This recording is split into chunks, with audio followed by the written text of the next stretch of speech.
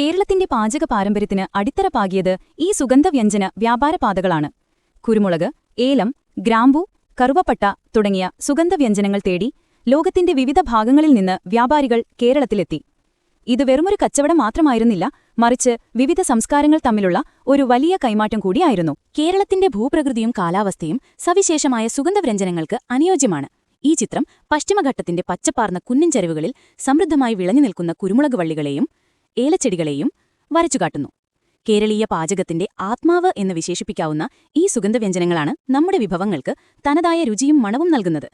ഈ സുഗന്ധവ്യഞ്ജനങ്ങൾ കേവലം ചേരുവകൾ എന്നതിലുപരി കേരളീയ വിഭവങ്ങളുടെ സാംസ്കാരിക വ്യക്തിത്വമാണ്. പുറത്തുനിന്നുള്ള ചേരുവകളെ ആശ്രയിക്കാതെ ചുറ്റുമുള്ള പറമ്പുകളിൽ നിന്നും പാടങ്ങളിൽ നിന്നും ലഭിക്കുന്നവയായിരുന്നു പ്രധാന വിഭവങ്ങൾ.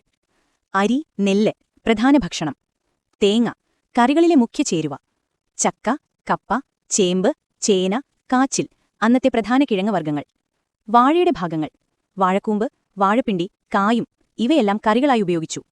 വീട്ടുമുറ്റത്തെ പച്ചമുളക്, കറിവേപ്പില, ഇഞ്ചി, വെളുത്തുള്ളി ഈ ചേരുവകളെല്ലാം ചേരുമ്പോൾ പാചകം ഒരു ചികിത്സ പോലെ ആരോഗ്യകരവും അതേസമയം പോഷകസമൃദ്ധവുമായിരുന്നു. നെല്ലിന്റെ പങ്ക്.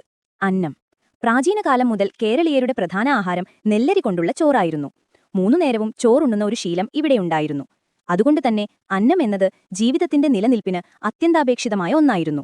വൈവിധ്യമാർന്ന വിഭവങ്ങൾ: അരിമാവ് ഉപയോഗിച്ച് അപ്പം, ഇടിയപ്പം, ദോശ, പുട്ട്, അട, പത്തിരി തുടങ്ങി എണ്ണമറ്റ വിഭവങ്ങളുണ്ടാക്കി. കേരളീയർക്ക് തെങ്ങ് ഒരു കൽപ്പവൃക്ഷം പോലെയാണ്. അതിന്റെ എല്ലാ ഭാഗങ്ങളും ഉപയോഗപ്രദമാണ്.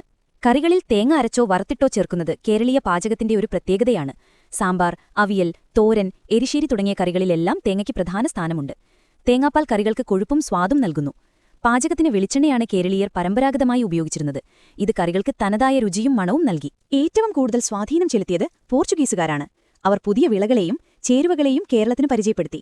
പുതിയ വിളകൾ കപ്പലണ്ടി, കശുവണ്ടി, ചുവന്നമുളക്, ഉരുളക്കിഴങ്ങ്, പുകയില എന്നിവയൊക്കെ കേരളത്തിൽ ആദ്യമായി പ്രചരിപ്പിച്ചത് പോർച്ചുഗീസുകാരാണ്. അതുവരെ കുരുമുളകായിരുന്നു പ്രധാന എരിവ്. ചുവന്നമുളകിന്റെ വരവോടെയാണ് കറികളുടെ എരിവ് കൂടുകയും നിറം മാറുകയും ചെയ്തത്. വിനാഗിരി ഉപയോഗിച്ചുള്ള പാചകവും അവരുടെ സംഭാവനയാണ്. പോർച്ചുഗീസുകാരെ തോൽപ്പിച്ച് കേരളത്തിൽ ആധിപത്യം സ്ഥാപിച്ച ഡച്ചുകാർ സുഗന്ധവ്യഞ്ജനങ്ങളുടെ കൃഷിയിൽ കൂടുതൽ ശ്രദ്ധിച്ചു. യൂറോപ്യൻ വിഭവങ്ങളായ സ്റ്റ്യൂ പോലെയുള്ളവയുടെ ആദ്യ രൂപങ്ങൾ കേരളീയ ചേരുവകളുമായി ചേർന്ന് നവീകരിക്കപ്പെട്ടത് ഈ കാലത്താണ്. ബ്രിട്ടീഷുകാർ വന്നതോടെ ചായ, കാപ്പി തുടങ്ങിയ പാനീയങ്ങളുടെ ഉപഭോഗം വർദ്ധിച്ചു. അതോടൊപ്പം ബേക്കറി വിഭവങ്ങൾ, ബ്രെഡ്, ബിസ്ക്കറ്റ്, കേക്ക് തുടങ്ങിയവ കൂടുതൽ പ്രചാരത്തിലായി. ഈ വിദേശ ശക്തികൾ കൊണ്ടുവന്ന ചേരുവകളും പാചകരീതികളും കേരളത്തിന്റെ തനത് രുചിയായ തേങ്ങ, വെളിച്ചെണ്ണ, പുളി എന്നിവയുമായി ചേർന്ന് ഒരു സവിശേഷമായ സമ്മിശ്ര പാചകരീതിക്ക് രൂപം നൽകി. ഈ മിശ്രണം ഇന്നും നമ്മുടെ വിഭവങ്ങളായ സ്റ്റ്യൂ, അപ്പം, മാപ്പിള ബിരിയാണി തുടങ്ങിയവയിൽ സുവ്യക്തമാണ്.